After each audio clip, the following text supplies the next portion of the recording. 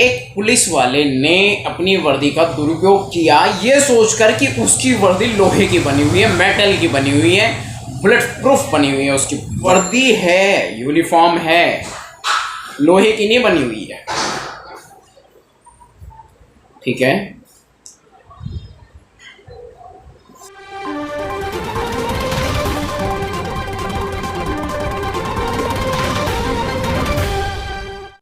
मैंने देखा है कई पुलिस वालों को पिटते हुए। तो मैं सिर्फ इतना ही कह रहा हूँ कि भाई मत किसी को परेशान किया करो, कानून के हिसाब से चल लो। कानून की हिफाजत के लिए मिली हुई है, कानून की एक प्रक्रिया है, प्रोसीजर है, लॉ प्रोसीजर है। और ये ऐठी आठी में मत रहा करो, ढंग में रह लिया करो, अदब में रह लिया करो। तथागत गौतम बुद्ध के संदेशों का पालन करो, संविधान का पालन करो। लेकिन तुम कहाँ बाज आने वाले हो? तुम्हारे हिसाब से तो तुम्हारी ये यूनिफॉर्म है वो ईमान की, रेस्पेक्ट की चीज़ नहीं है। वो तो एक, क्या ये कानून के अंतर्गत आता है? क्या ये संवैधानिक भाषा है? नहीं। फिर ऐसा क्यों हुआ? वर्दी के रौब में कि वर्दी मिली है, तुम्हारा कोई बिगाड़ क्या लेगा? लेकिन कानून से ऊपर नहीं है ना तो कोई पुलिस वाला, ना कोई पुलिस का उच्च अधिकारी। कानून बहुत पेचीदा चीज़ है, संविधान उससे भी ऊपर है। कानून संविधान लगभग एक ही बात है, लेकिन फिर भी संवैधानिक जो मैटर है वो थोड़ा ज़्यादा सर्वोपरि है। मुझे इतनी खुंदक है इस बात से लेकर, मैं रिलैक्स होकर इसको एक्सप्लेन नहीं कर पा रहा। जो शब्दों का ताना बाना है वो ठीक से नहीं बन पा रहा है। तो अपराध तो किया है, सज़ा क्या मिलनी चाहिए? मैंने तो ये भी देखा कि थाने का थाना सस्पेंड हो जाता है, पूरा थाना बर्खास्त होता है। हो कैसे गया? How it is possible? जिस इंसान को कानून नहीं मालूम और जिसको कानून मालूम है, दोनों में बड़ा फर्क होता है। जो कानून जानकर के अपराध करता है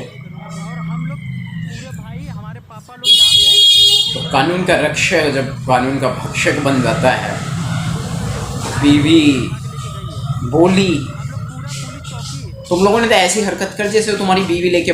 हमारे वे साथी जो एंटी एट्रोसिटी वर्क कर रहे हैं, सोशल एक्टिविस्ट हैं, उनकी क्या राय है, क्या कहना चाहते हैं वो इस विषय पर, और कितना सामाजिक समर्थन मिलेगा इस युवक को जिस पर पुलिस वाले ने क्राइम किया, और कितना पुलिस डिपार्टमेंट कितना इंसाफ करता है और कितना निष्पक्ष काम करता है, यह भी साफ हो जाएगा अगले कुछ ही दिनों में।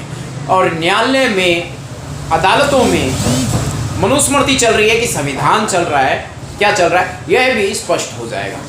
तो फिलहाल इतना ही। जय Bhim Sansar YouTube channel, anti crime news channel और क्राइम कंट्रोल न्यूज़ चैनल आपकी सेवा में सदा समर्पित है।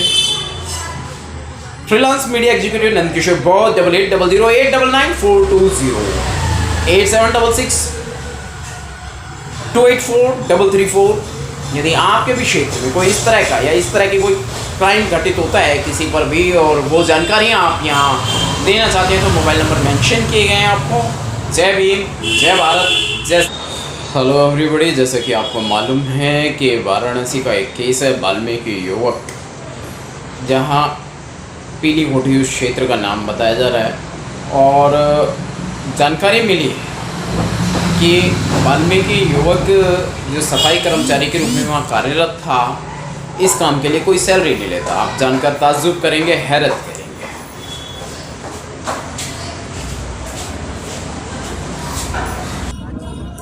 वह युवक तो सिर्फ अपनी माताजी की मदद के लिए जाता था।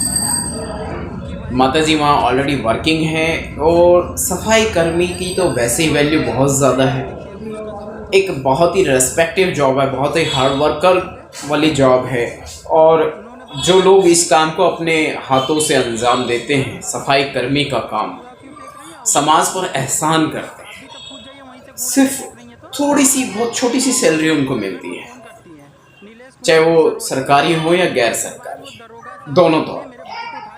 और बावजूद इसके दूसरी बात, उनकी छठी सातवीं पीढ़ी उस क्षेत्र में रह रही है जहाँ वो रह रहे हैं और वारदात जहाँ घटी है। दूसरी बात, इसको उठा करके ले गए, वर्किंग ये वहाँ कार्यरत था और कूड़ा फेंका जाता है दरोगा की बीवी द्वारा। जब वो उसका ऑब्जेक्शन करता है, उसका एतराज़ करता है कि आपने मेरे ऊपर कूड़ा फेंक दिया, आप मुझे नीचे आकर कूड़ा दे दो, तो उनको ये बुरा लग जाता है, कूड़ा युवक के ऊपर ही गिरता है, जो वीडियो फुटेज में साफ दिखाया जाता है। आर्ग्यूमेंट हो जाती है, नाराज़ हो जाती है वो उससे, ज़बरदस्त उस पर जो भी है, और उसके बाद वो अपने पति को फ़ोन करके बुला लेती है। तो सीधा सीधा इसका मतलब ये हुआ कि उसका हस्बैंड जो है पुलिस डिपार्टमेंट में है, उसकी पुलिस की नौकरी है और वो चाहे जो कर सकते, किसी पर भी कैसा भी जुल्म कर सकते, यानी अपने मन मुताबिक जी सकते। कोई बात नहीं, पुलिस आती है, उसको उठा कर ले जाती है।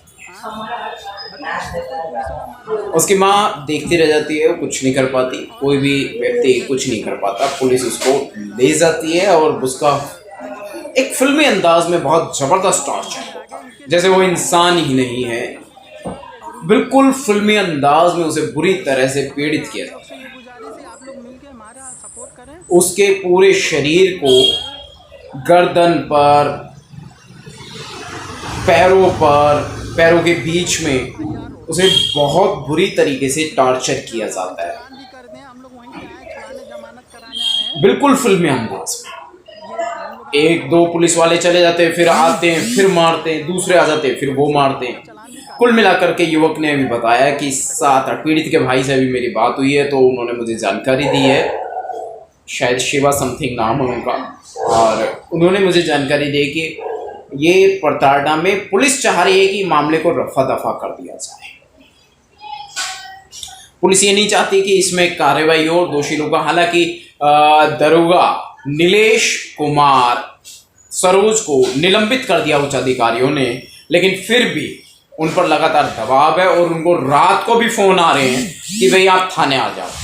तो ये वाराणसी का मामला है, कोतवाली का मामला है, जहां ड्यूटी एरिया था वहां के नीलेश का जहां ड्यूटी एरिया है उस एरिया के थाने में, यानी ड्यूटी वाले थाने में, जिस थाने से ड्यूटी मिलती है, जहाँ इसकी ड्यूटी ज्वाइनिंग है, वहाँ के थाने में ले जाकर इस युवक को मारा जाता है, जबकि उस इलाके का ये थाना नहीं लगता।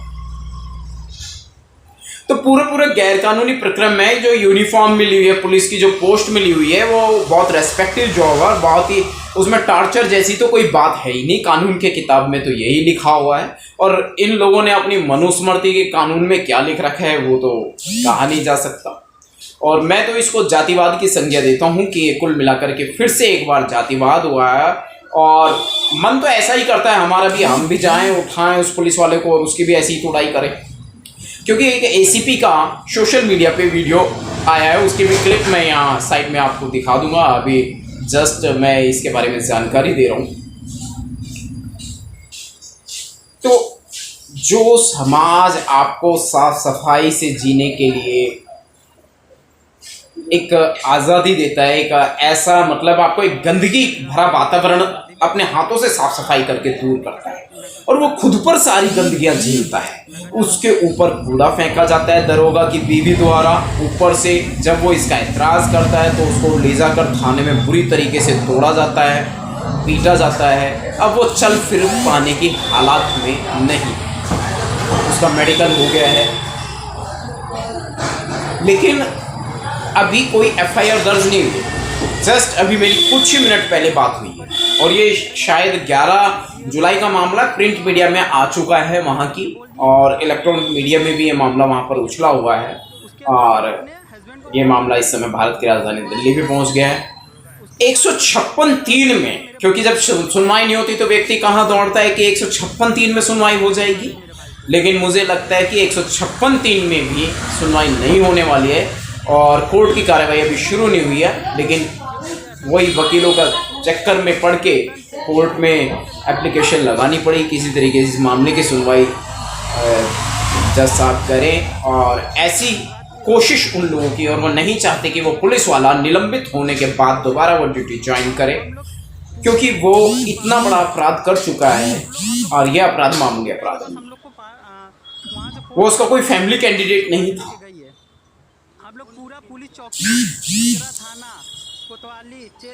वह एक सफाई कर्मी पर भी आक्रमण कर रहा है, एक शेड्यूल कास्ट युवक पर भी आक्रमण कर रहा है, एक समाज सेवा निःशुल्क रूप में जो समाज सेवा कर रहा है उसके ऊपर भी आक्रमण कर रहा है, क्योंकि वह युवक अपनी माता जी की, उसकी माता की वहाँ ड्यूटी है और वहाँ थोड़ा सा वो सफाई कर्मी है और उनकी जो हालात थे वो ज़्यादा फिजिकली ठीक नहीं है, इसलिए बेटा उनके साथ जाता है, उनकी रेगुलर मदद करता है।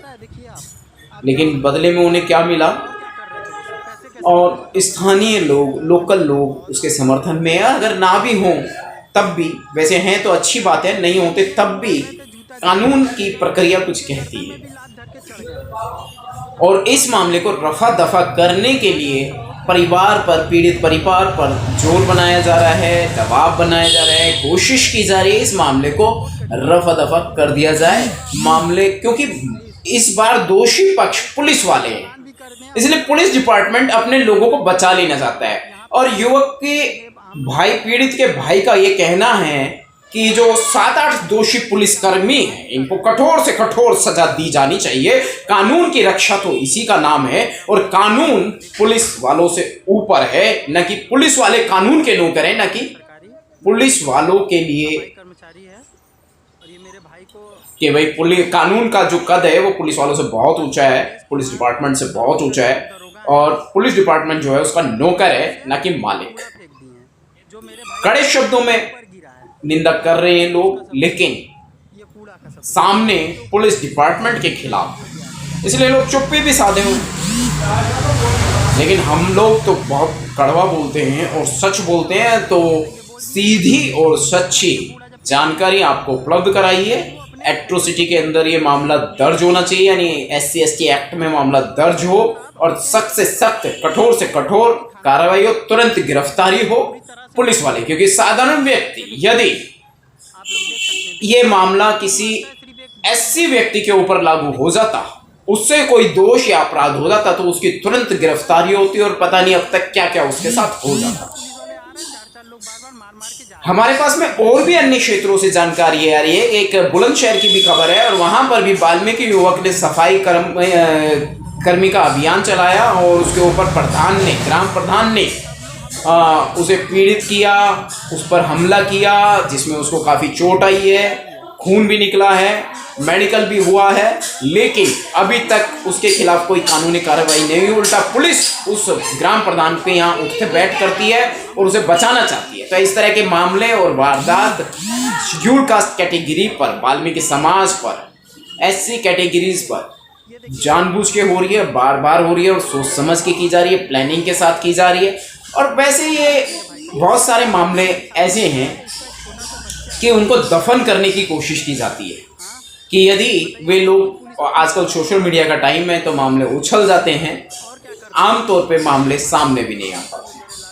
तो ये जानकारी दी गई है आपको Jai Bhim Sansar YouTube channel, anti crime news channel और crime control news channel, social media पर यूट्यूब चैनल्स के रूप में आपको ये जानकारी मौजूदा हालात पर उपलब्ध कराई गई है। मौजूदा हालात पर रिलेटेड फुटेज और एविडेंसेस मैं यहाँ अपडेट करूँगा इस वीडियो क्लिप में। जय भीम, जय भारत, जय संविधान। संसाधनों के अभाव में इसी तरीके से हमारी सोशल मीडिया चल रही है और उम्मीद करते हैं कि आप समर्थन करेंगे ताकि इंसाफ मिल सके। हेलो फ्रेंड्स, जय भीम, जय भारत, जय संविधान। देखिए, एक खबर आई है वाराणसी से। वाराणसी में एक SC शेड्यूल कास्ट युवक पर क्राइम हुआ है और पुलिस के द्वारा इस क्राइम को बखूबी अंजाम दिया गया है। मैं पहले इस पुलिस वाले को ये आगाह कर दूं कि बर्खास्त कर दिया गया है, लेकिन इसकी ड्यूटी ज्वाइन करने की संभावना है वापस। दूसरी बात, इसे परमानेंटली निलंबित किया जाए